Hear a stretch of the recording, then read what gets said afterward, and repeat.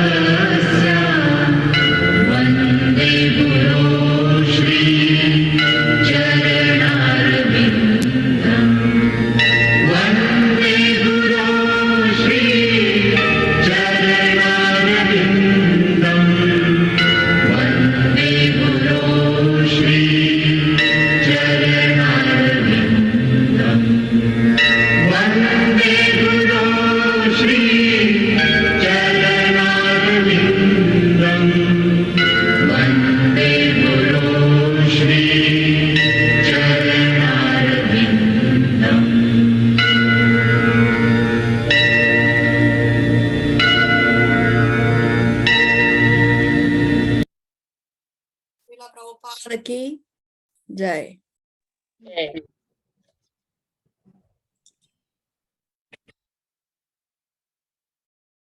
Om Agyana Timirandasya Jnananjana Shalakaya Chakshurunmilitam Yena Tasmai Shri Gurave Namaha. Nama Om Vishnu Padaya Krishna Presthaya Bhutale Srimate Bhaktivedanta Swamin Iti Namine. Namaste Saraswate Deve Gauravani Pracharine Nirvishesha Shunyavadi Paschatya Deshatarine. He Krishna Karuna Sindhu Dina Bandhu Jagatpate Gopesha Gopika Kanta Radha Kanta Namostute Tapta Kanchana Gaurangi Radhe Vrindavaneshwari Vrishabhanu Sute Devi Pranamami Hari Priye. Vancha Kalpataru Vyascha Kripa Sindhu Vyaevacha Patitanam Pavanebhyo Vaishnavebhyo Namo Namaha. Jai Shri Krishna Chaitanya Prabhu Nityananda Shri Advaita Gadadhar Shrivasadi Gaura Bhakta Vrinda. Hare Krishna Krishna Krishna Hare Hare Hare Rama Rama Rama Hare Hare. Please repeat after me. Om Namo Bhagavate Vasudevaya. Om Namo Bhagavate Vasudevaya. Om Namo Bhagavate Vasudevaya. Om Namo Bhagavate Vasudevaya. Om Namo Bhagavate Vasudevaya. Om Namo Bhagavate Vasudevaya. Okay, so what did we see in the previous class?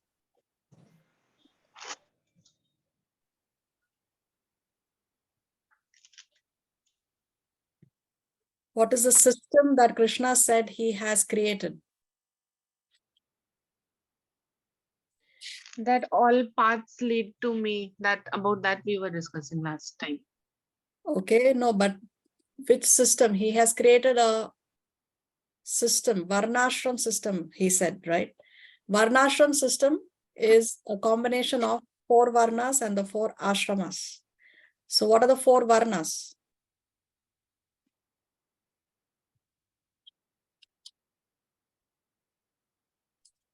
Kshatriya, Shudra,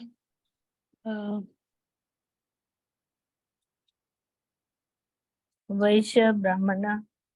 Brahmana, Kshatriya, Vaishya and Shudra. Shudra. What are the 4 Ashramas?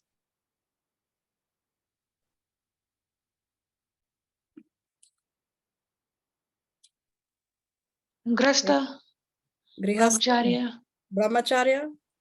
First is what? First stage of life is Oh, First Brahmacharya, Brahmacharya, then comes?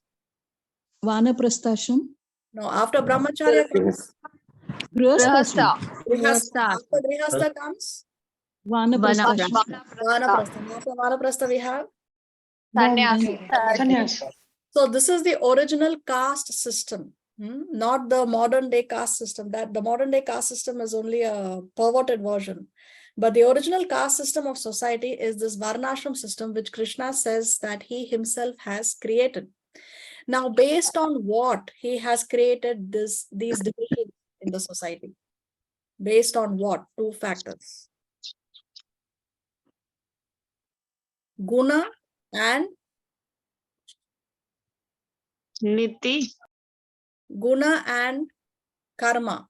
He says that he has created these divisions based on guna and karma. Guna means quality of one's, the nature, one's nature, and karma is the kind of work one does, the quality of work one does. So we know that Brahmanas have a certain nature, so do the Kshatriyas, so do the Vaishyas, so do the Shudras. So, and Brahmanas have a certain duty, Kshatriyas have certain duties, Vaishyas and Shudras, they all have certain prescribed duties to perform. So based on one's nature and based on the work one does, these divisions have been created by Krishna. Nowhere does Krishna mention that he has created these divisions based on janma or based on birth. So this is very important point that we discussed in detail in the previous class, how just because one is born in a Brahmin family doesn't mean that he's a Brahmin, right? One is considered to be a Brahmin if he has the nature of a Brahmin and if he does the work of a Brahmin. Same thing Shudra. If somebody is born in a Shudra family, but he does the work of a Brahmin and he does the work of, and he has a nature of a Brahmin, then he is given all due respect, just as how a Brahmana is respected. Now, that doesn't mean that if one is a Shudra, one is insulted or one is disrespected. It's not like that. We discussed how all four are important for the smooth working of the society. Of course, Brahmanas are the most respected because they are considered to be the heads of the society. If we lose the head, then we cannot continue to live anymore, isn't it? So the head is the most important part of the body. But still, if we lose our legs, the Shudras are compared to the legs of the society. If we lose our legs, then we become crippled and we are handicapped. And there are so many things that we may not be able to do. So therefore, if we do not have the contribution of the Shudras or the Vaishyas or the Kshatriyas or the Brahmanas, then the society becomes crippled. So when everybody does their duties and does their work according to their Varna that they belong to, according to the Varnashram system, then there is a smooth working of the society. Otherwise, there is going to be chaos. And that's what is happening now. Now this Varnashram system has broken down. Now we have a perverted version of this Varnashram system. So therefore, there is chaos. So Krishna says that he has created this Varnashram based on guna and karma, not on janma. Okay, then we discussed the three kinds of karma. What are the three kinds of karma we saw?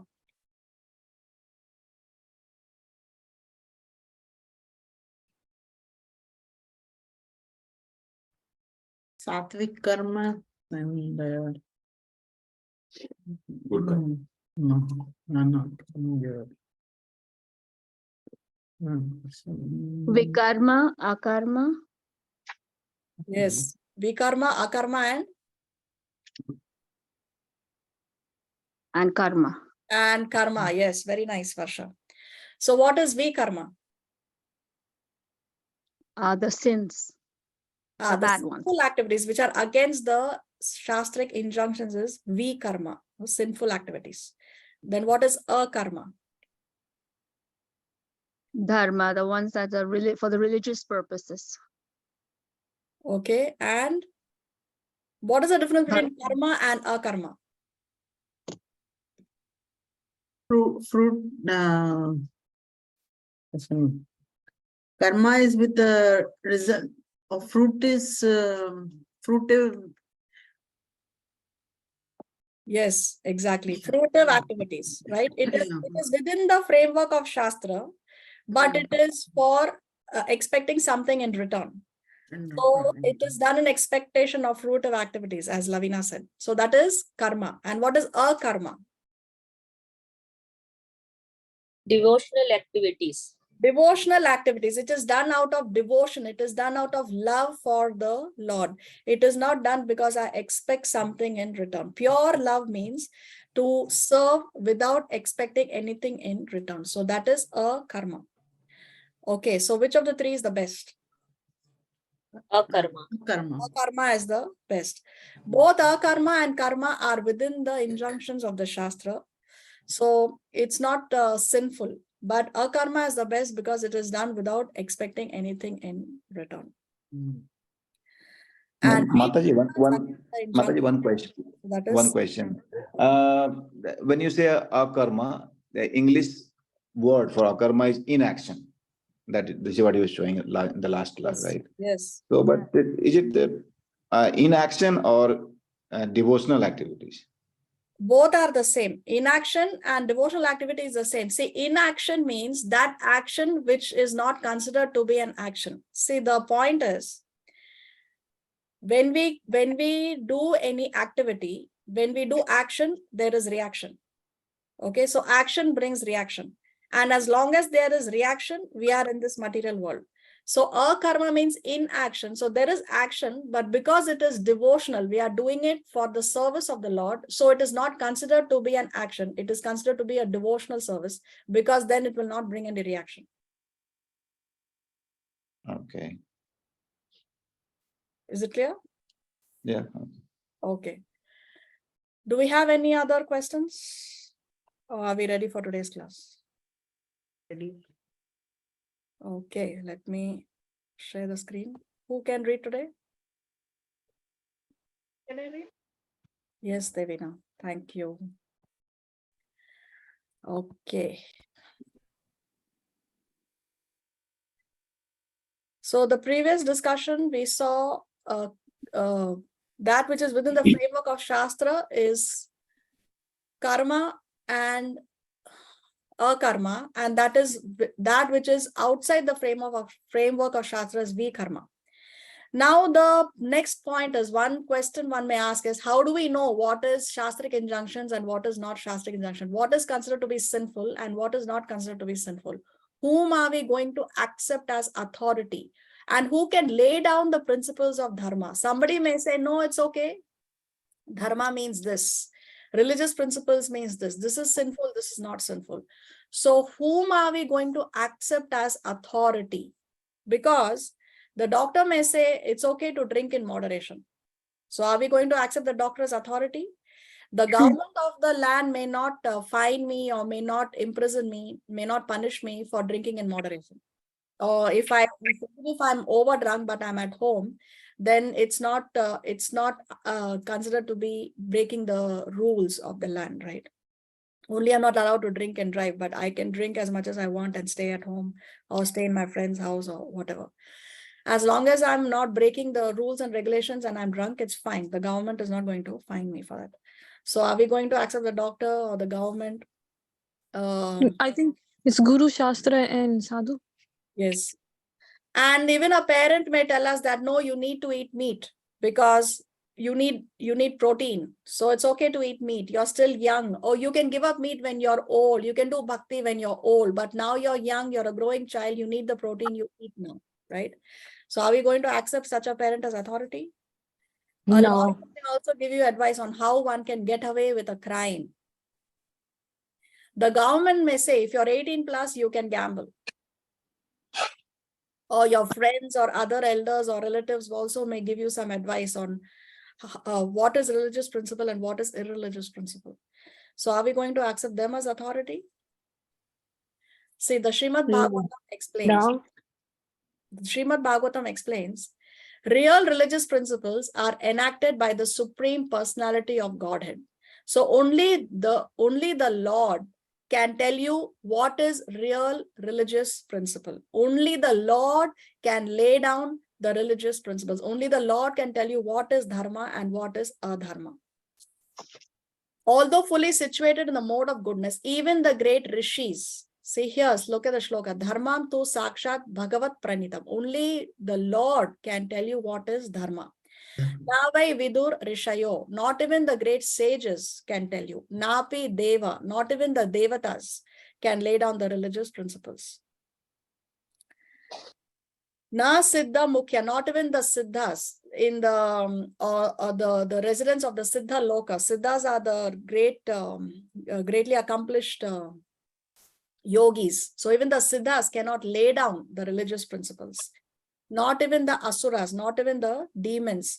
Manushya, not even the human beings. Kuto nu vidyadhara, even the vidyadhars and not even the charanas. The charanas and the vidyadharas are the musicians of the higher planetary systems. Okay, so the vidyadharas, the charanas, the ordinary human beings, the asuras, the siddha lokas, the devatas and the great rishis also cannot lay down the religious principles. The law book is written only by the Lord himself. Dharmam tu sakshat bhagavat pranita. So somebody may come up with so many excuses. Oh, it's okay, you're young, you can eat meat, you can give up meat when you're older, this bhakti can be done when you're older. No, the religious principles, irrespective of what your age is, you will still take the karma for engaging in any kind of sinful activities. Till the age of 5, whatever a child does, the mother takes the karma. And after the child, once the child crosses 5 years, then the child himself takes the karma for whatever the child is doing. So we take instructions only from 3 lines of authority: Guru, Sadhu, and Shastra. The spiritual master, other self-realized souls, and also the scriptures. So what the Lord lays down as the rules and regulations, we get them from the instructions of the bona fide spiritual master, other self-realized souls, and of course the Shastra. Now what the Guru says, what the Sadhu says is exactly that which is written in the Shastra. So one can read the Shastra directly and know what are the rules and regulations. Why do we need a Guru? Why do we need a Sadhu? Why? Because the Guru and Sadhu will help us understand the Shastra in the right spirit. There are many things in the Shastra that may be confusing for us, especially in Kali Yuga, because we are the least intelligent, right? We are least intelligent. We don't understand properly. We may be misguided. We may misunderstand. There are so many things in the Shastra that appear to be contradictory, but they are not contradictory. And to understand such finer details, we need Guru and Sadhu.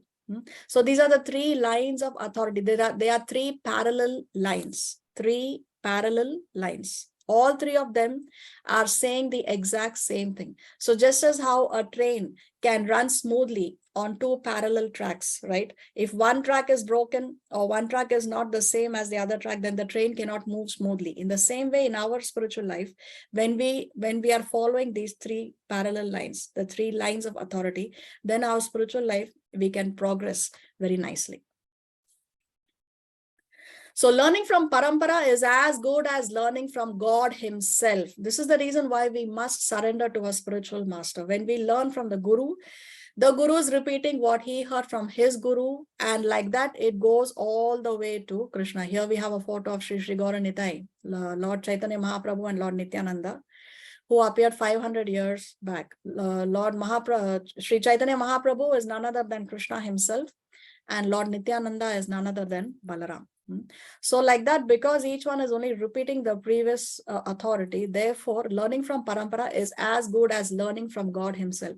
We may not be so fortunate like Arjuna, where Krishna himself personally is pulling our chariot and he's giving us the knowledge of the Bhagavad Gita. Why? Because we are not qualified like Arjuna, not because God is partial to Arjuna, but because we don't have that qualification. But still we have this mercy of the Lord that he is giving us this message through the Guru Parampara. Now, of course, there are many gurus who do not repeat what the Shastra says. If the guru tells you anything that is not in the Shastra, then you know that he is bogus. So somebody may say, give me 1,000 USD and you can enjoy wine and women. There are many so-called gurus who allow you to engage in sinful activities. But then there you know that the guru is bogus, because the guru is supposed to repeat exactly what the Shastra says. If somebody says that I am God, then you know that the Guru is also bogus. If he says that I know better than God, also he is bogus, because who can know better than God? If somebody knows better than God, then he should be God. God is not, God is that personality who is complete, absolute, full, purna. There can be nobody better than God in any possible way. So God is one who knows the best. So nobody can know better than the Lord. If one says, I have neither read the Gita, nor the Vedas, nor the Upanishads, I'm sorry, that how did he become a self-realized soul? So Shastra is the perfect reference point to know who is bogus and who is not bogus. Shastra is the perfect reference point. So therefore, before we choose a guru, before we surrender to a guru, before we surrender to anyone, we need to cross-check through this check and balance system of Guru, Sadhu, and Shastra. Okay, let's hear today's verse. Karmanya karmaya pashyed akarmani cha karmayah sabuddhiman manushyeshu sayuktah kritsna karmakrit. One who sees inaction in action and action in inaction is intelligent among men, and he is in the transcendental position, although engaged in all sorts of activities. So here Krishna is explaining who is intelligent. What is real intelligence? One who sees inaction in action and action in inaction. What is this? This is like a tongue twister. It's also a brain twister, isn't it? Seeing action in inaction and seeing inaction in action. So let's try to understand. What is inaction is, we discussed is akarma, and action is karma, right? So one who sees inaction in action, which means one who sees akarma in karma, or one who sees devotional activities in ordinary activities. So for example, a devotee may appear to be eating, sleeping, mating, defending, just like any other ordinary person. But actually it is devotional activity in ordinary activities. Externally, it may look like an ordinary activity, but it's actually a devotional activity. Why? Because a devotee is eating prasad. A devotee is sleeping so that he can use the body in the service of the Lord. He is mating so that he can have Krishna conscious children, and he takes the responsibility of delivering the children. He takes the responsibility that the children follow their spiritual life and they can go back home, back to Godhead in the lifetime. So defending, he comes to defend Guru, he comes to defend the Lord, he comes to defend the other Vaishnavas, like that. So externally it may look like an ordinary activity, but one who sees devotional activity in ordinary activity, that person is intelligent. That person is in a transcendental position. Then Krishna says one who sees action in inaction, one who sees karma in akarma. For example, somebody may appear to be completely renounced. He may be in the forest and he's completely renounced. He's given up family, he's given up home, he's given up his property, and he's in the forest and he's engaged in meditation. But if his mind is still engaged in thinking, oh, what must be going on in my house? How must my family be living? What probably is my wife doing right now? Did my children finish their education or no? So if his mind is still, in his mind, he's still materially attached, or he's thinking about the comforts that he had in his house. Oh, I used to sleep on this wonderful bed and now I have to sleep on this hard floor. So he may be externally renounced. Externally, he's probably in the forest and he's given up everything, but still his mind is engaged in still his mind is materially attached. Then that person is engaging in karma in akarma, seeing the ordinary activities in devotional activities. So such a person, Krishna says, is intelligent. Such a person is in transcendental position. A Mayavad philosopher wants to stop all activities, but still his activities are karmic.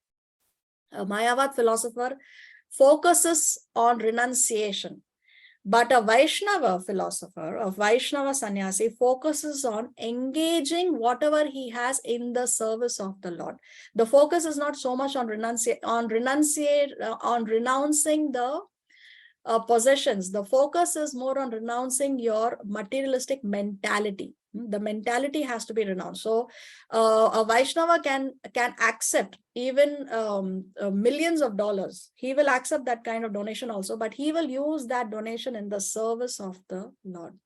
So one has to be renounced in your mentality, not necessarily in the possessions. One can receive possessions, one can live in your home, one can live with the family, one can ride in a luxurious car, one can accept expensive gifts, but everything is used in the service of the Lord. So a Bhakta devotee puts Krishna in the center of all activities, hence he is free from karma.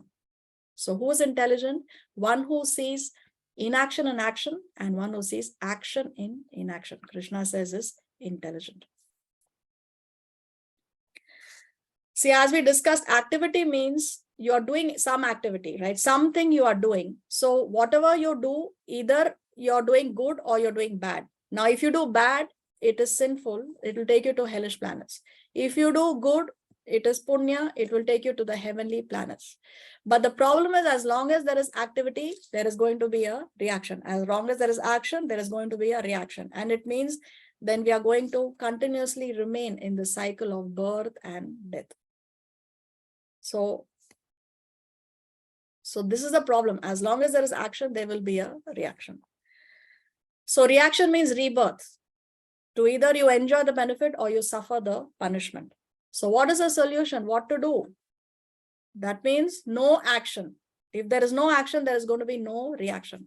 But is it possible for one to do nothing at all? Can you do nothing? I mean, even if you're sitting in a place and not doing anything, still by your very breathing, you're killing some living entities. So it's not possible for one to refrain from doing something, not even for a moment. It is a nature of the soul to be engaged in some activity or the other.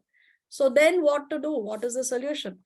Therefore, the solution is engage in those actions that do not bring any reaction. And what kind of actions do not bring any reactions? That is a karma. That is devotional service. Let's go to 19. Yasya sarve samarambhaha kamasankalpavarjitaha jnanagnidagdha karmanam tamahuh panditam buddhaha. One is understood to be in full knowledge whose every endeavor is devoid of desire for sense gratification. He is said by sages to be a worker for whom the reactions of work have been burned up by the fire of perfect knowledge. So say here Krishna is equating the development of transcendental knowledge to fire. Krishna is saying that he is said by, okay, let's go from the beginning. One is understood to be in full knowledge, whose every endeavor is devoid of desire for sense gratification. I desire nothing for myself. Anya abhilashita shonyam. I only desire that the Lord should be pleased. So that person is in full knowledge, Krishna said. And Krishna says, and such a person, Krishna says, is said by sages to be a worker for whom the reactions of work have been burned up by the fire of perfect knowledge. So development of perfect knowledge, Krishna is comparing to fire. Just as how a fire can burn to ashes, anything that comes in contact with fire, in the same way, all the reactions of work can be burnt to ashes by engaging in akarma, by engaging in inaction, Krishna is saying.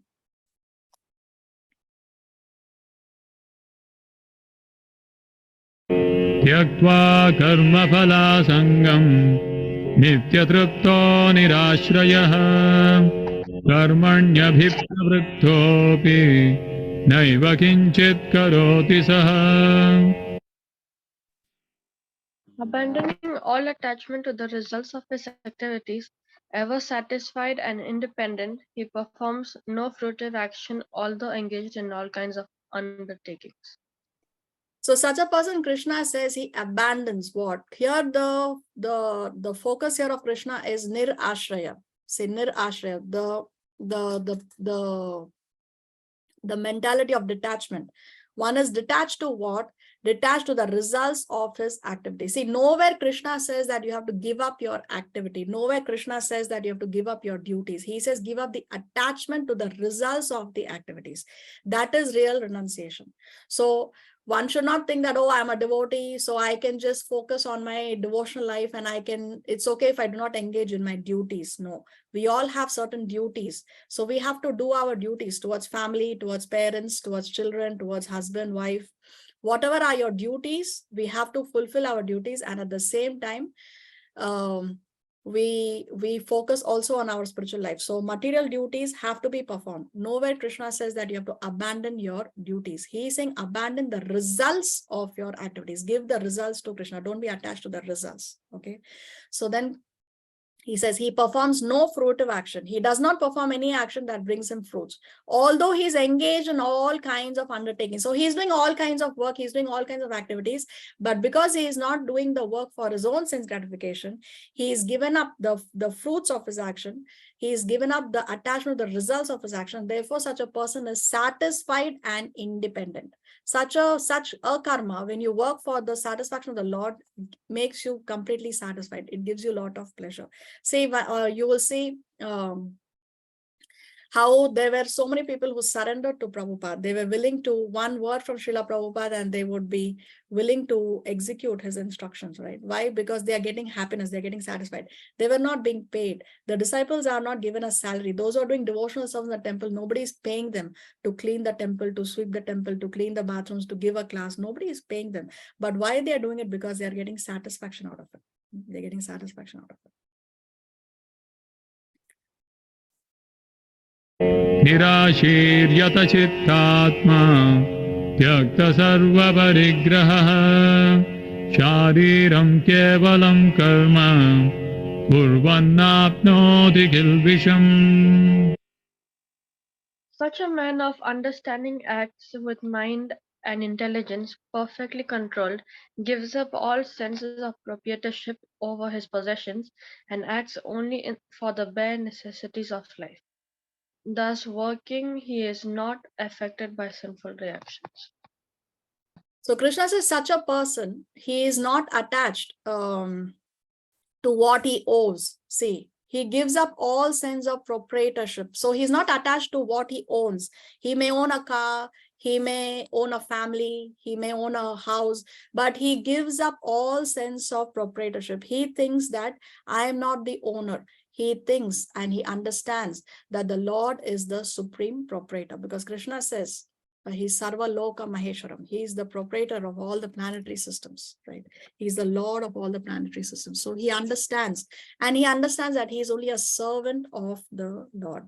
This understanding a devotee has, and he works with that understanding. Just as how if you have, let's say there is a big machine, and that big machine has several parts, right? So let's say there is a nut, a bolt to the machine. Now, as long as that bolt is attached to that big machine, that bolt has some value. Once the bolt is separated, once the bolt falls off from the machine, then that bolt has no value whatsoever. So in the same way, there is value to us. We have some value as long as we remain connected to the Lord. We are like those nuts and bolts that are connected to this big machine. So there is some value to us as long as we are connected to the Lord. The moment we disconnect ourselves, the moment we turn our face away, and we think that we are the supreme proprietors, then we have no value. There is no value. So a devotee thinks that he's that bolt who has some value as long as he is connected to that machine, as long as he's connected to the Lord. So such a person, he acts only for the bare necessities of life. Yes, he eats, he sleeps, but that is so that he can keep the body and soul together, so that he can use the body in the service of the Lord. Because if we do not have the human body is your best machine through which you can transcend the material world and go to the spiritual world. So we need this human body. So therefore we need to act to keep the bare necessities of life. But it's one thing is to work to keep the bare necessities of life, and other thing is to engage in sense gratification. They are two different things.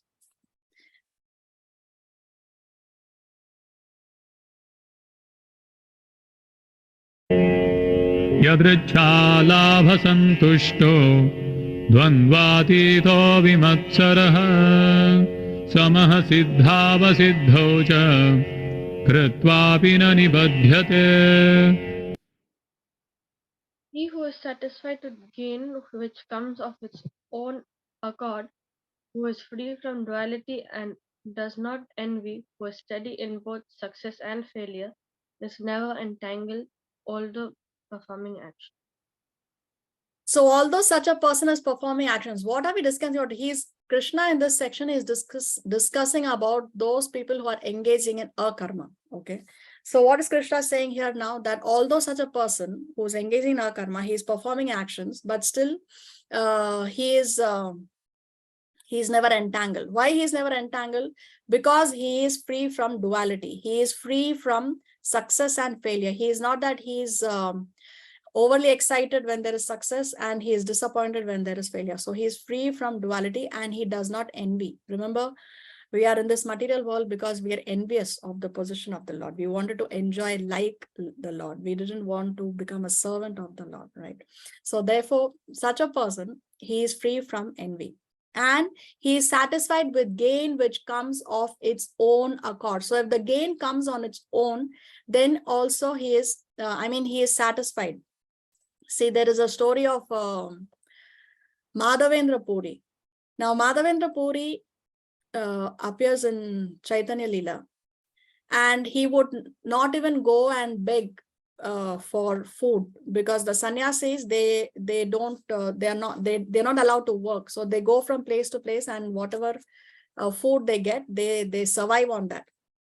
Now, Madhavendra Puri would not even go and beg for food stuff door to door. He would just sit down and he would chant, and then Krishna personally delivered the milk to him. So this is what Krishna says here, that he is satisfied with gain which comes of its own accord. If something comes, then the devotee will accept it. He is satisfied. If nothing comes, also the devotee is satisfied, because then he says, okay, this is what the Lord desires.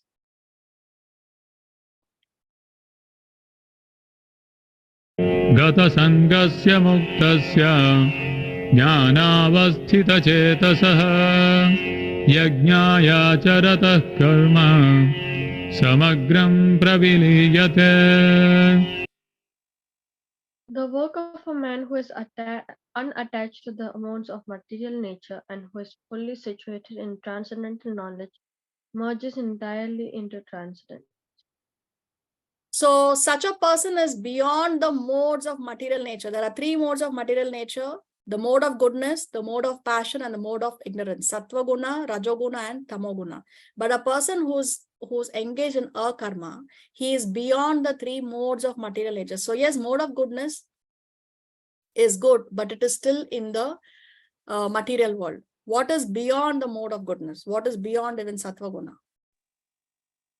The transcendental stage. The transcendental stage, yes, very nice. Or the Shuddha Sattva stage. It's called Shuddha Sattva stage, or the transcendental mode of goodness. So such a person is beyond even the mode of goodness. He's beyond all the three modes, even beyond mode of goodness, and he is situated in the transcendental mode of goodness. So this is what Krishna is saying, that such a person, he's unattached to the modes of material nature. He's fully situated in transcendental knowledge and merges entirely into transcendence. So even though he may appear to be in this material world, still because of his mentality, because he's engaged in akarma, he is considered to be in the transcendental mode of goodness.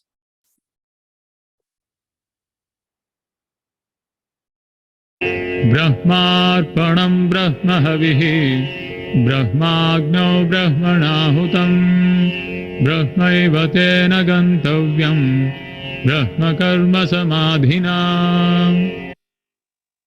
A person who is fully absorbed in Krishna consciousness is sure to attain the spiritual kingdom because of his full contribution to spiritual activities, in which the consummation is absolute and that which is offered is of the same spiritual nature. Okay, so with this shloka, shloka number 24, Krishna concludes this section on akarma. And what is Krishna saying here? Such a person is sure to attain the spiritual kingdom. Such a person is sure to reach the spiritual world. Why? Because he is engaged in those activities that do not bring any reaction. So he's talking about yagyas here. He says, see, let's read this. A person who is fully absorbed in Krishna consciousness is sure to attain the spiritual kingdom. Why? because of his full contribution to spiritual activities. His activities, although appear to be ordinary activities, but actually they were spiritual because he dovetailed those activities in Krishna consciousness. Now, in which the consummation is absolute and that which is offered is of the same spiritual nature. So in a yajna, there is something that is offered in the fire, right? And there is some benefit. See, when a yajna is done, the person is there, he is offering something, the priest is there, the priest is doing the offering for somebody else, and something is being offered in the yajna. In the same way, in devotional practices, there is some sacrifice that is done. Something is being offered. This will be explained by Krishna in detail in the upcoming section, which we will see.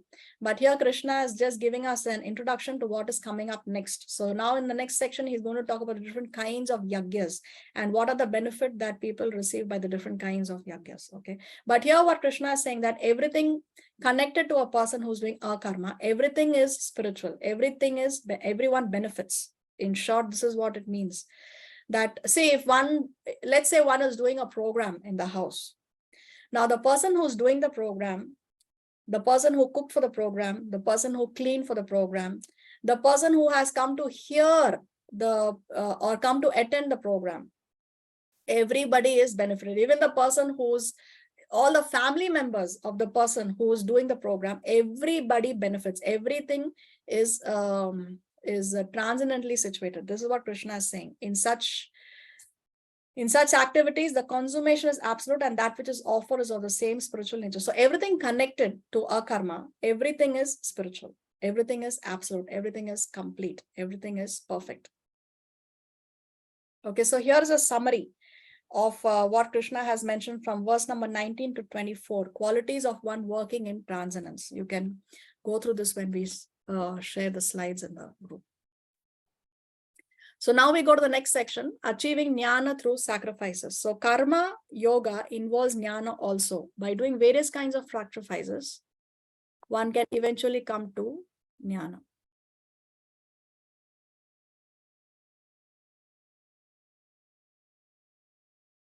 You all can see the screen or no? Yes, Mataji, you can see. Because I get the message here that screen sharing is paused. Can you see verse 25? No. No. Now we can see it. Now you can see 25. Okay. Hmm. Let's go to 25. Daivameva pare yajnam yoginah paryupasate brahmagnava pare yajnam yajnenaivo bhajupati. Some yogis perfectly worship the demigods by offering different sacrifices to them, and some of them offer sacrifices in the fire of the Supreme Brahman. So here, as we discussed, Krishna is going to talk about the different kinds of sacrifices, different kinds of yajnas. Yajna does not necessarily only mean fire yajna. There are different kinds of yajnas. There are different kinds of sacrifices. Here he's talking about two. What are they? One is demigod worship, and two is merging into the Brahman effulgence. So Krishna is saying some yogis perfectly worship the demigods by offering different sacrifices to them. So we have discussed previously how the initial section of the Vedas talks about karma kanda, how to do different practices to please the different devatas. So they are called Bahu Ishvara Vadis, those who worship all the different gods. They are called as Bahu Ishvara Vadis, but their worship is not out of love for the Lord. Their worship is because they want something in return. So we know, on Mondays they will worship a certain devata, or Tuesdays they'll worship certain devata, Wednesday certain devata. Mondays who is normally worshipped? Shiv. Lord Shiva. Tuesdays? Hanuman. Hanuman. Wednesdays? I think so. Hanuman. No. Surya Devta. Lord Ganesh. Lord Ganesh. No, it's Thursdays? Surya Devta. I think. Fridays? I don't know. I'm just asking y'all. I don't know the answers. So Fridays, Thursday. Sai Baba. Thursday, Sai Baba. Thursday Sai Baba. Fridays, Friday Santoshima. Santoshima. Mata. Santoshima. Santoshima. Saturdays, Vaibhav Lakshmi. Shani Vaibhav Devta. Lakshmi. Shani Saturday? Devta and Hanuman. Saturdays, Hanuman. Saturdays Hanuman and Hmm. Surya Dev. Is it? And Shani Devta also. Oh, Shani Devta also Saturday. And Sundays? Sun God. Sun God. Sunday Sun God. Satsang. Okay. So all these kinds of worship that are mentioned is because you want something in return. Okay. So therefore, Krishna is saying that some yogis perfectly worship the demigods, offering different sacrifices to them. So different activities are performed to please all these different devatas. Now, does a Vaishnava, a pure devotee, worship the devata? No. No. You can pay your obeisances, Sure. but you don't pray to them for something, or you don't ask them for anything. We don't But ask you're them there. for anything. You can ask them for giving you devotion to the Supreme Lord. Yes. So yes, a Vaishnava can worship a devata, but a Vaishnava, when a Vaishnava worships a devata, Surya Dev, or all the things that we mentioned, Lord Shiva or Hanuman or Goddess Durga, how does a Vaishnava worship them? Is by glorifying them and asking them for spiritual benefits. For example, a Vaishnava may pray to Lord Ganesh and say that, oh my dear Lord Ganesh, you have scripted the Mahabharata, of which the Bhagavad Gita is a part.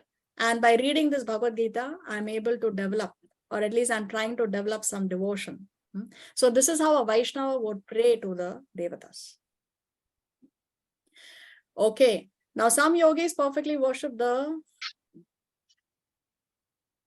one second, demigods by offering different sacrifice to them. So this is what is there in the Karma Kanda section as we discussed. And then Krishna is talking about some of them offer sacrifices in the fire of the Supreme Brahman. So here Krishna is talking about the Brahman effulgence, those who believe that God is a light and one merges into the light. If one is engaged in that worship, then eventually they are merged into the Brahman effulgence. Now, which of these two is better? Worship of the devatas for material benefits or merging into the Brahman effulgence? Which of the two is better? Worshiping the devatas. Why? No, merging into the Brahman. Merging Because into when you merge, you can't do anything there, and after a certain period of time, you'll fall down. But when you do prayer to the devatas, they can deliver you to the Lordship. They can give you But bhakti. that's also for sense gratification. No? same thing. Okay, so the point here is, worship of the devatas by different sacrifice to them is we are talking about karma kanda here only. We are not talking about praying to them for pure devotional service. We are talking about karma kanda. For So karma sense kanda gratification. versus merging into the Brahman effulgence, which is better? Brahma effulgence. Why? because there's God, the light of it's the light of Krishna. That place that they go to, they're yogis. They're called yogis, and they have learned to go there through the yoga process, and then they can, if they do come back, they can always go back to Godhead, because they're already they're on the stage of yoga. Through the yoga process, they go to the influence of the light, which is non-different from Krishna. It's only the light of Krishna's body, which is merging out of his body, where they are staying. And to stay there, they have to be yogis. They have to be very elevated. They cannot reach the place if they are not elevated. Okay, very nice. So let's And just take an so example, right? also they're Now trying to sacrifice their identity you sacrifice your identity where? in the Brahman effulgence, and you try to come out of the material world. Okay, so we never sacrifice our identity. Even when we are in the Brahman effulgence, we maintain our identity, we maintain our individuality.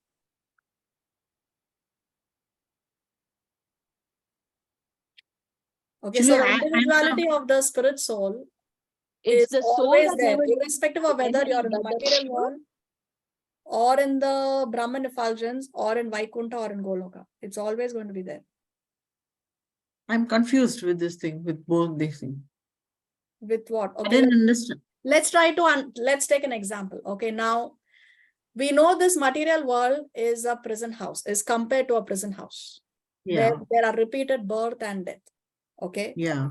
Now, when we worship the devatas, expecting something in return, what we are doing is we are making arrangements to be more comfortable in this material world. Give me Okay. money, give me promotion, give me a good husband. So we are making arrangements to make our life better in this material world. It's equal to make a prisoner asking for comforts in the prison house, in the jail. Mm. Okay. But Yeah. when we try to get out of the jail, so when the sacrifice is for merging into the Brahman effulgence, at least we are making an effort to come out of the jail. So this is why the second option is superior to the first option. Merging in Brahman effulgence is better than worshipping the devatas for material benefits. Yeah, It's clear now? yeah. Now clear. Okay, so this is why this is a better option. It's like a prisoner is there in jail, and let's say the chief minister comes to jail, and that day he's visiting the prisoners, and he tells the prisoners, what can I give you? What do you want? You have any desire? So the prisoner says, fan is not working properly. The quality, the dal is too watery. So, or the axe with which we are cutting the wood is not sharp enough. So it's so, I mean, he can ask the chief minister, please let me go out of the jail. Because he said, I can give you, what do you want? What is your desire? But instead of asking to get out of the jail, he's asking for better facilities inside the jail itself. That is what is Bahu Ishwaravadis. That is what is worshipping the devatas for material benefits. Instead of asking that I want to come out of the jail. So the devatas can give you the blessing. They can bless you to attain devotional service. Like Lord Ganesh, you pray to him that remove all the obstacles coming in the advancement of my spiritual life. Instead of asking him that remove the obstacles that are coming in the way of my promotion. Right? So the devatas, because the devatas are also devotees, they can give you bhakti. Even if you read the Srimad Bhagavatam, you will see how the gopis, they would worship Katyayani Devi. She's one of the forms of goddess Durga. They would worship Katyayani Devi to get Krishna as their husband. So that is a spiritual prayer. They want Krishna as their husband. So yes, they are also worshipping the devatas, but to have Krishna. So like that, we can worship the devatas, but we ask for spiritual benefits, not material benefits. Okay. See here, demigod worshipper, what does he sacrifice? He sacrifices his material possessions, because he may say that, okay, I will donate so much, or I will feed the brahmanas, or whatever it is. He sacrifices the material possessions, but what is his goal? His goal is sense enjoyment. But sense enjoyment in accordance with scriptural injunctions. It's not karma, but it's not even a karma. Okay, but his faith is in many gods, therefore they are called as Bahu Ishwaravadis. Now, an impersonalist, what does he do? He rejects material possessions as Maya, and he sacrifices his own self because he's renounced. He goes to the forest, gives up family. So he has given up all his material possessions. So he has sacrificed himself. But what is his goal? That I want to merge into the Brahman effulgence. What is the faith? His faith is form of demigods are temporary. See, Brahmavadi, they are called as Brahmavadis. A Brahmavadi believes that all these devatas or all the gods or even Krishna, Ram, Parashuram, all of them have come from the Brahman effulgence. That is what is the faith of a Brahmavadi. That's what they believe. That everything has come from the Brahman effulgence. All these personalities like Ram and Krishna, they have come from the Brahman effulgence. But actually it is vice versa. Because from Krishna's body only that Brahman effulgence is coming. We cannot say that the sun is coming from the sunlight. No, the sunlight is coming from the sun. In the dictionary, the word formlessness exists. But the word formlessness exists because the word form exists. If there was no word called form, there would be no word called formlessness. So from form comes formlessness. From Krishna, the person, comes the Brahman effulgence. Okay. Now, what does a devotee do? A devotee uses everything in the service of Krishna. And what is his sacrifice? Greatest sacrifice is preaching. Preaching. Why preaching? See, at the end of the Bhagavad Gita, in chapter 18, Krishna says that no servant is more dear to me than he who gives this knowledge to the others. So, for someone who's preaching, that person is very, very dear. That person is the dearest servant to Krishna. Srila Bhakti Siddhanta Saraswati Thakur, the spiritual master of Srila Prabhupada, said that you have to give gallons of blood to make one devotee. That's the sacrifice it takes to make one devotee. So the greatest sacrifice is preaching. He respects and sometimes even worships demigods. He dovetails his activities in Krishna consciousness. Okay, this is incomplete, but this is what a devotee does. This is the mentality of a devotee. Yes, he respects all the devatas. See, a Vaishnava, a devotee, will never disrespect any devata. We worship everyone.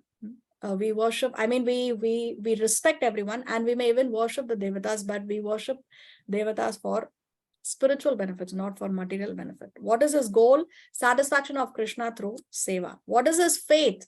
Lord Krishna is the supreme personality of God. So one should understand the position of Krishna and understand the position of the devatas. One should understand the position of the president and understand the position of the ministers. We respect everyone, but it's important that we worship them by understanding their position, because even if you glorify the finance minister saying that you are the president of the country, it will be embarrassing for him. Even he is not going to like it.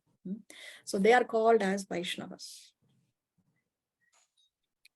See here, this is a statement by Lord Shiva, and this is quoted by Lord Chaitanya himself in the Chaitanya Charitamrita.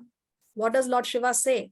He says, Aradhanam Sarvesham. What is the highest kind of Aradhana? What's the highest kind of worship?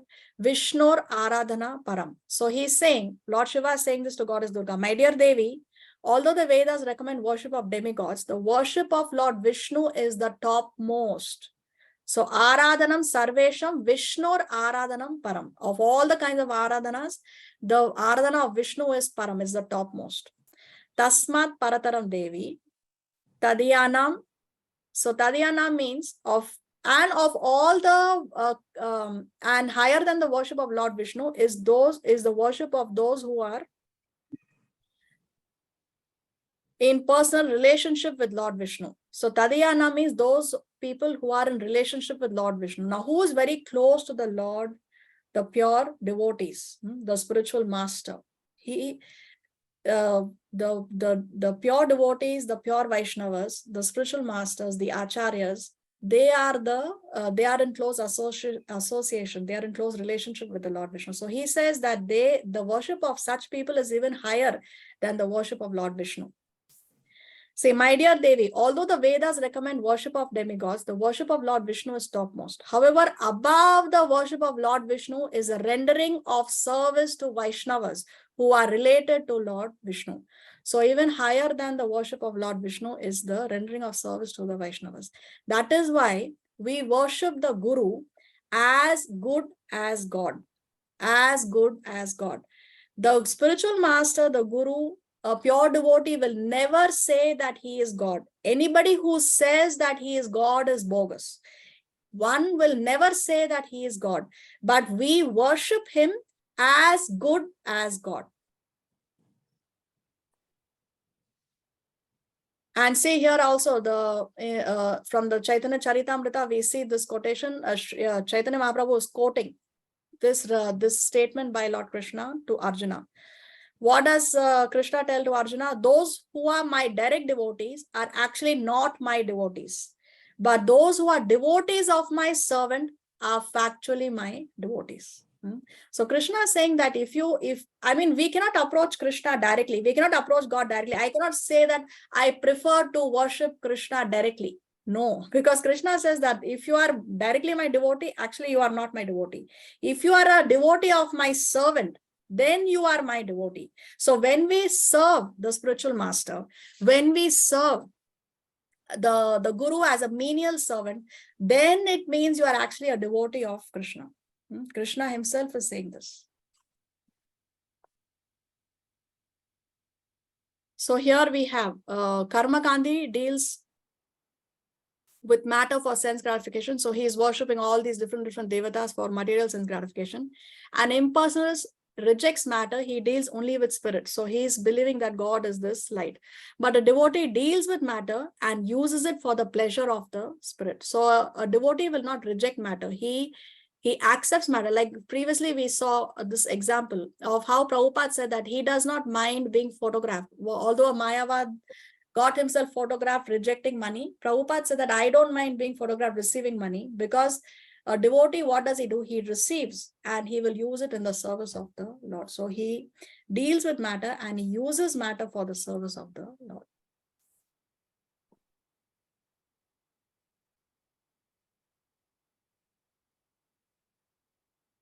श्रोत्रादीनेन्द्रियाण्यन्ये संयमाग्निषु जुह्वति शब्दादीन् विषयानन्य इन्द्रियाग्निषु जुह्वति.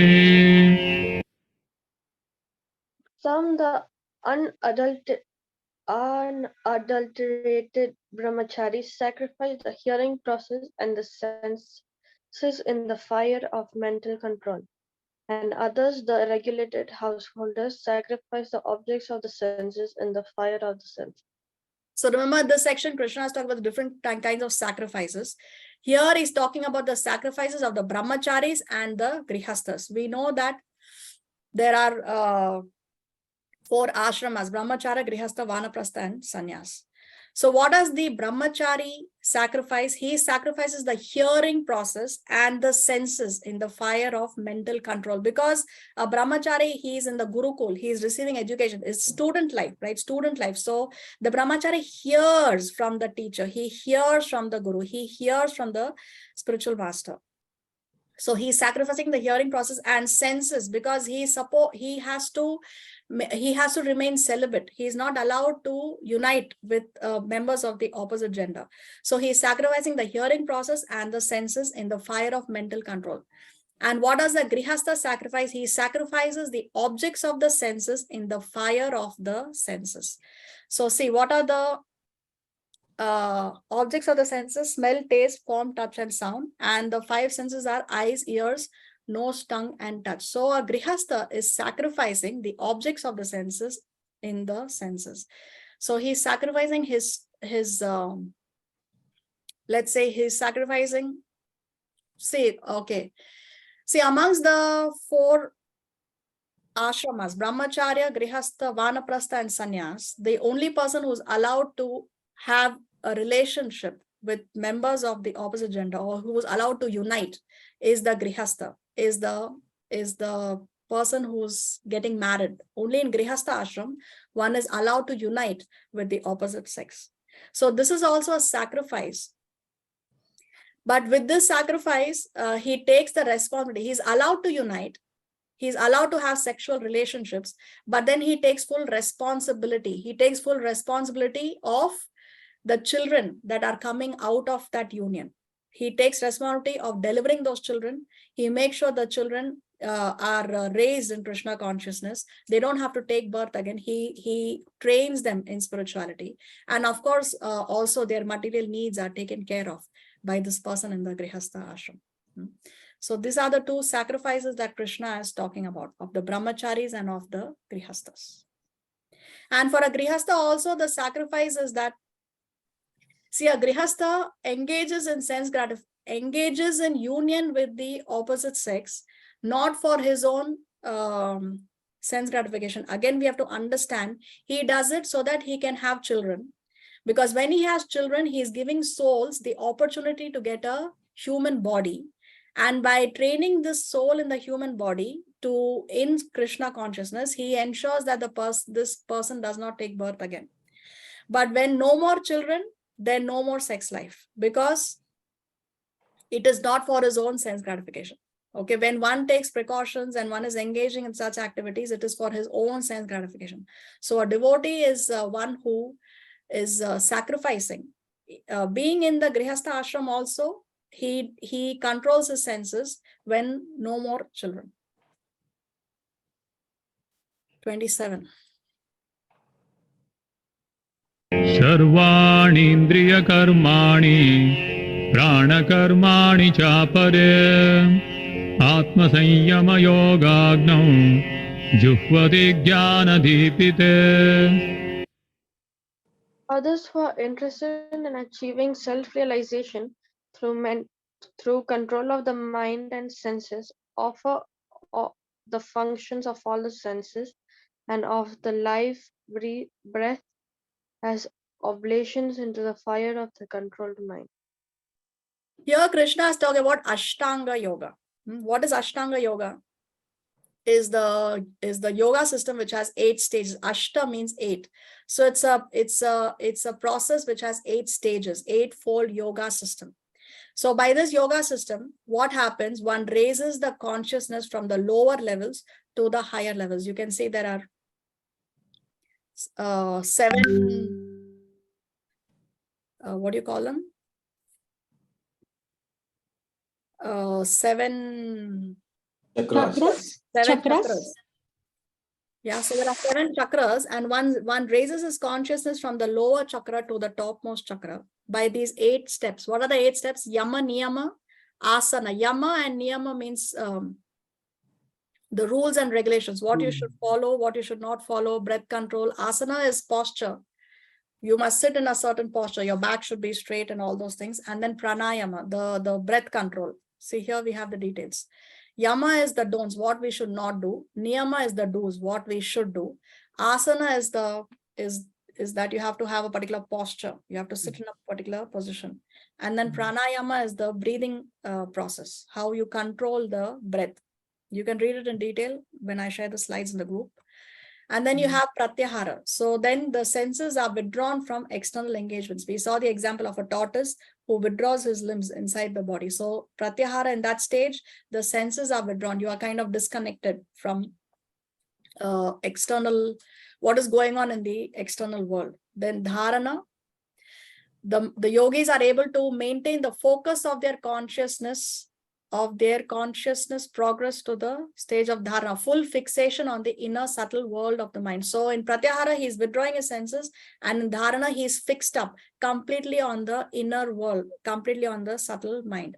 Then dhyana, now the yogi begins to meditate. Now the yogi. So dhyana is something that comes on the 7th, stage number 7. Completely he is meditating and he discovers the soul. And samadhi is, of course, the final goal of meditation. The yogi pushes the soul out through the top of the skull. So what happens is this yogi, he raises his consciousness from the lower chakras, and then he maintains it here between his forehead. And then when death occurs, the soul, the skull bursts and the soul escapes from the top of the head. So what he does is he maintains the soul between his forehead. This kind of process was followed by Dhritarashtra. When Dhritarashtra went to the forest at the end of his life, and he did this Ashtanga yoga process, and then his body burst. The soul escaped from the top of his head, and then Gandhari entered into this fire and she performed sati. So this is the process that Krishna is talking about in 4.27. And very interestingly, each of these chakras actually correspond to our glands. There are different glands in the body. So the more famous ones are, you have the thyroid gland. And here in the brain, you have the pituitary gland. Like that, each of these chakras actually correspond to the different glands of the body. But the point is, this type of yoga is extremely difficult to practice in the modern age. The yogis of yore would go to the forest to practice Ashtanga yoga, and then they would leave their bodies. So Ashtanga yoga is something that cannot be followed in Kali Yuga. Very, very difficult. Very, very, almost next to impossible. 1 in a quadrillion may be able to achieve this in Kali Yuga. Now let's see the next sacrifice that Krishna mentions in 28. Dravya yajnastapo yajna yoga yajnastatha pare swadhyaya jnana yajnascha yatayas samshita vrataha. Having accepted strict vows, some become enlightened by sacrificing their possessions, and others by performing severe austerities, by practicing the yoga of eightfold mysticism, or by studying the Vedas to advance in transcendental knowledge. So here Krishna is mentioning 4 types of yoga, 4 types of yagyas, not yoga, but yagyas, 4 types of yagyas. What are they? One is sacrificing possessions. One is sacrificing possessions. That is dravya yagya. So a person is sacrificing his possessions means he is giving charity. He gives charity. He's very charitable. So that is also a sacrifice because he is giving up his possessions. Then next is tapo yagya, sacrificing by performing severe austerities. So one who does a lot of tapasya. What is it that he's sacrificing here? He's sacrificing his comforts. So when one is doing tapasya, say one is doing tapasya of going into cold water and meditating inside the cold water for so many months, or one is surrounding himself with fire and he's doing tapasya within the fire, or one is standing on one leg, like how Hiranyakashipu did. He stood on one leg with his arms raised and he was in that position for several years. So all that is performing austerities, tapasya, tapo yagya. What is one sacrificing? One is sacrificing his comforts in this. Then Krishna talks about practicing the yoga of eightfold mysticism. Again, he's talking about Ashtanga yoga, which we just discussed previously. And then 4th sacrifice he's talking about here is the studying of the Vedas.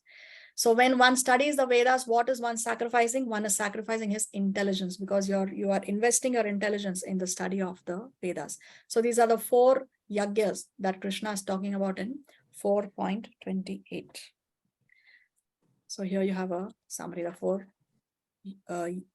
yagyas, 4 sacrifices. See, one should understand. See, all these yagyas that Krishna has mentioned in this section, which we saw, it's all depending on the personal endeavor of the person. All this tapasya and trying to study the Vedas and giving charity, all that is, or the Ashtanga yoga, it's based on one's own endeavor. Yeah, Shivani, you have a question? Yes, Mataji. Before we did the verse 28, when you were telling about the yogis, how they start their chakras and the soul leaves from the head. Yes. So when they do this, does the soul attain the Lordship? Does it go to the light or straight to the Lord? No, this is attaining the light. So when you said that the Dhritarashtra did this, so he didn't go, then he went to the light, right? Yes, not see now. That does not necessarily mean that he is there even today. Probably from there he can get a promotion and he can get promoted later. Such a yogi can later get a promotion and he can go to the. Because see, when one is in Brahman effulgence, one is existing there. He gets bored and then he comes back. And then he progresses furthermore. Now he starts meditating on the Paramatma. Then he sees the Paramatma face to face. But the Paramatma is in front of him and he disappears. And then he wants to see him again. So then one progresses even further. He engages in Bhakti Yoga. And then he goes to Goloka. So yes, Dhritarashtra attain. That is what one understands. But not necessarily that he is still existing there. I'm still confused. Like when you say he attains, so he went to the light and then from there he went to Godhead. No, where he went, we don't know. We don't know because there is no Shastric reference. We only know that this is how he left his body. But what I'm saying is it's not necessary that one after attaining there still remains there. At some point, one gets bored and one comes back. And then he meditates on the Paramatma. And then when he meditates on the Paramatma and he attains perfection, he sees the Paramatma face to face. When he sees the Paramatma face to face, and the Paramatma then disappears, then he wants to see that beautiful form again. He's hankering again. Like that's what happened with Narada Muni in his previous life. Narada Muni in his previous life was a maidservant. We discussed this in the previous class. He was the son of a maidservant. So when the Paramatma appeared before him, he wanted to see that beautiful form again. So then again, such a person, he wants to see this form again. He now progresses to Bhakti Yoga. Now he engages in Bhakti Yoga and then he can attain Vaikuntha or Goloka. Now, what exactly happened to Dhritarashtra, we don't know, because there is no record. At least I am not aware of such a record in our Shastras.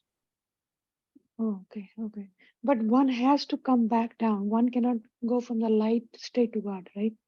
Straight to Goloka. One can go back from the light straight to Godhead by the mercy of the spiritual master. By the mercy of the Guru, one can attain even the impossible. So if one has a bona fide spiritual master, or one has at some point accepted a Guru, a bona fide Guru, but for some reason then took to this process and has attained the Brahman effulgence, then by the mercy of the Guru, he can get an upgrade. But mostly he comes back because he's born in the Brahmajyoti. Okay, thank you, Hare Krishna. Okay, so coming back to all these endeavors, all these different sacrifices that Krishna has mentioned is based on one's own endeavor. But we have to understand that there are two ways by which we can go to the spiritual world. One is mercy quota, one is merit quota. Just as how if you want to get into a very good reputed institution, a very nice university, we can either get into a university on our own merits. We have very good marks. We do very well in the entrance exam. So on our merit, we can get an admission in this prestigious university. Another way of getting into the university is by mercy quota. If you have sifarish, if you have somebody's recommendation, right? Somebody recommends, then you can get into the university even though you lack the merits. Now, to get into the spiritual world, unfortunately, in Kali Yuga, most of us lack the merits. Merits we do not have. Merits we do not have because in the Kali Yuga, we are all Shudras or less than Shudras. We are so rotten, so fallen, that to get into the spiritual world on your own merits is a next to impossible task. 1 in a quadrazillion may be able to make it.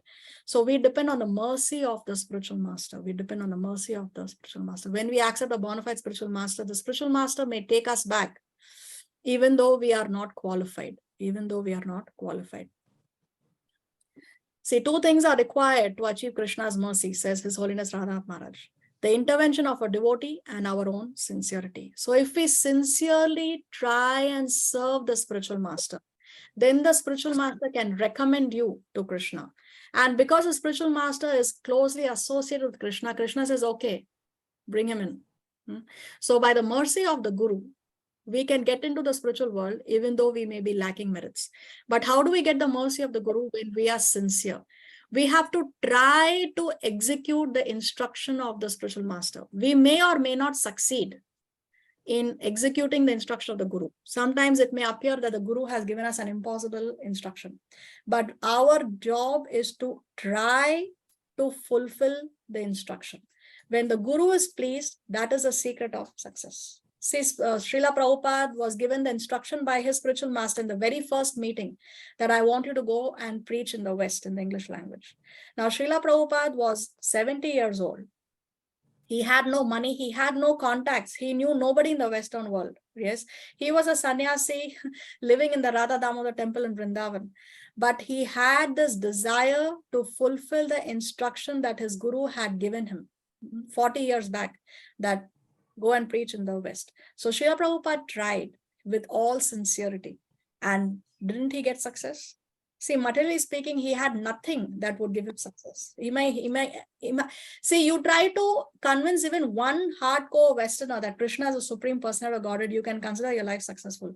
But he has gone to the West and single-handedly he established ISKCON. Single-handedly he has spread the message. Right now, you can see people of all nationalities wearing dhotis, wearing saris, reciting shlokas in Sanskrit. It's no less than a miracle. So he got this success because he tried to please his Guru. So when the Guru is pleased, Krishna is pleased. So you will get all success. So we have to at least try to serve the Guru with all sincerity. A devotee is always begging the Lord for his mercy. This is what is the mentality of the devotee, begging the Lord for his mercy. This mercy will come. Krishna gives us mercy through the spiritual master. Spiritual master gives the mercy when we sincerely execute the instruction of the Guru, or at least try to execute the instruction of the spiritual master. See here, you have this baby monkey holding on to the back of the mother monkey, and here you have this kitten is being held in the mother's mouth. Now, which of these two kids has lesser chances of falling down? Cat. The baby. Yeah, monkey. this baby cat cat. has lesser chances of falling down. Why? Because the mother was not going to let go of the child. Yes. Now, is this baby cat doing anything of its own? Is it trying to endeavor on its own to remain there? No, he is completely dependent on the mercy of the mother. But this baby monkey, he is holding on to the mother on its own strength. So therefore, there is more chance that this baby monkey will fall down. So all these sacrifices that are mentioned here of doing this dhyana yoga, jnana yoga, the focus is on one's own personal endeavor.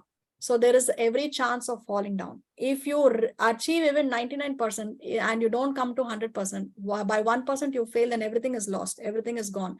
You have to redo the whole thing all over again. So let's say in Ashtanga Yoga, one has reached the stage of meditation, which is the second last stage of that 8-stage process, right? But if there your meditation is broken, then again you have to go back doing everything from 1, 2, 3, 4, 5, 6. But Bhakti Yoga is not like that. Bhakti Yoga is you're depending on the mercy of Guru and Krishna. So therefore there is less chance of, there is no chance, not less, but absolutely no chance of fall down, because there is nothing to lose. If you end today's life at 50% of bhakti, in the next lifetime you will continue at 51, because you are depending on the mercy of Guru and Krishna. So therefore, intelligence is to get into the spiritual world on the basis of mercy quota, because merits we do not have in Kali Yuga. See, at the end of one lecture, Srila Prabhupada told the devotees, if you become 90% Krishna conscious, you will go back home, back to Godhead. Looking out into his audience, he saw that the devotees looked crestfallen. So then he said, if you become 80% Krishna conscious, you will still go back home, back to Godhead. Still, the devotees expressed doubt that they could become even 80% Krishna conscious. So then Srila Prabhupada said, okay, 70%. And then the devotees responded with a big jai. But, one second, I'm getting this in between.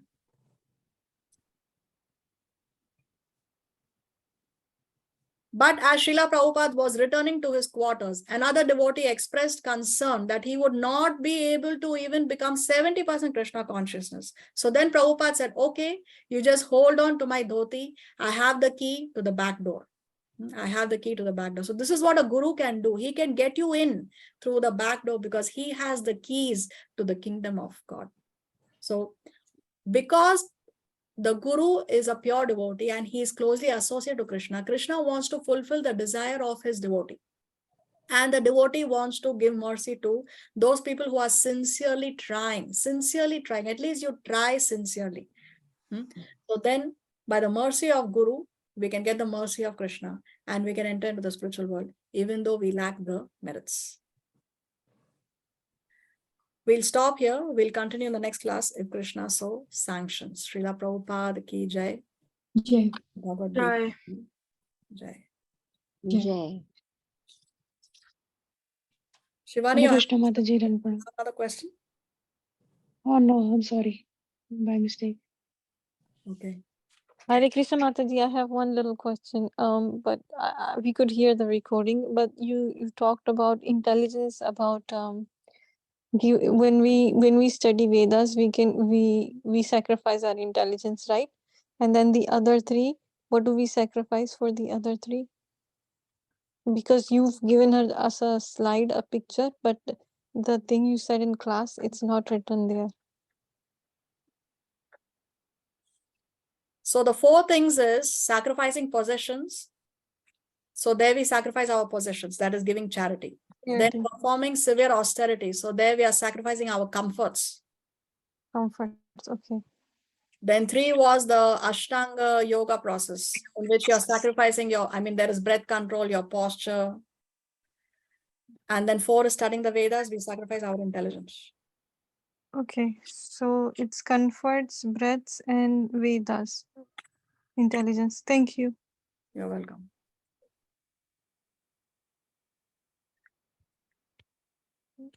What else do we need to discuss?